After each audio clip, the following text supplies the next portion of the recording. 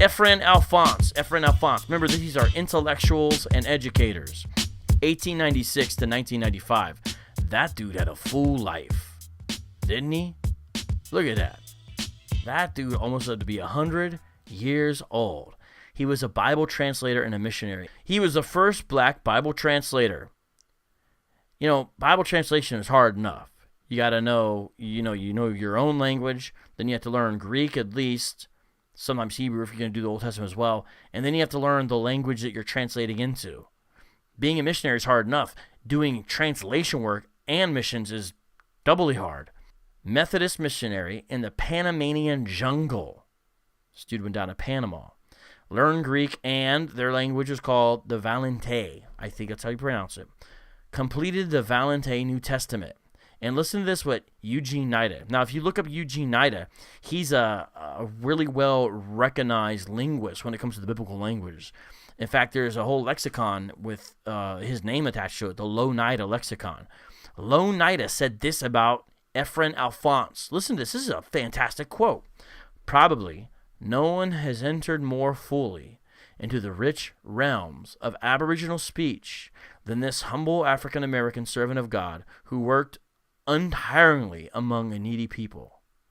He is saying that when it came to understanding the receptor language for the translation of the Bible, he doesn't think anyone has nailed better the nuances of the language he's translating into when it comes to biblical translation than EPHRAIM Alphonse. That's what Knight is saying about him. That's an amazing compliment. And he says this out of all the missionary translators in the Western Hemisphere. That's amazing. That's amazing. Let me see here. Let me see. What else? Do you guys got any other comments about Oh, you guys are still talking about Banneker. That's all right. Banneker is very amazing and very interesting. But we passed it on from Banneker for now. And we're on to EPHRAIM Alphonse. Someone find some good stuff about him, because with Alphonse, I didn't have a ton of stuff about him. Oh, Carm, you are killing it today. Let me see what you found, Carm. EPHRAIM at first, his assignment was to escort Reverend Surgeon safely to and from the mission. As time went on, he took on increasing responsibility and exhibited real affinity for the church. What was EPHRAIM Alphonse, like a bodyguard or something? I wonder what award he won. Looks like he's got in the picture I chose, because I don't actually know. He's got some kind of joint around his neck. Looks like he won something. Notice here, though, on the card, I do have a source for him. See, St. John's Enterprises. I do have a source. You can find something. If you look at that and then put that in there, you can find a little bit more about him. That unexpected and rugged introduction paved the way for EPHRAIM Alphonse to observe firsthand the operation of the Methodist outreach and then to the native peoples living in that region. And so again, you guys see that these are folks of remarkable accomplishments. I mean, you see the time that he lived. He's growing up during Jim Crow, 1896. He was born in the 19th century.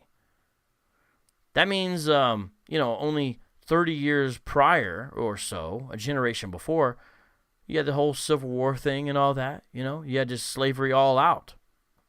Generation later, he's learning biblical Greek and doing a translation of the New Testament. There's still a grip of folks. Look up, the different mission agencies that focus on translating. I think, is it Wycliffe Bible translators. For years, I sponsored a number of Wycliffe Bible translators to the Philippines. And that's another thing. If you support a missionary, good. Secondly, get on someone who does Bible translation. The Bible has not been translated yet into all languages of the world. There are still, now it's getting there. It is going to happen.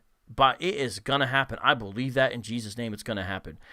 But when is it going to happen? In fact, there's a book that Wycliffe, I think, puts out called something like The Unfinished New Testament. I forget what it is.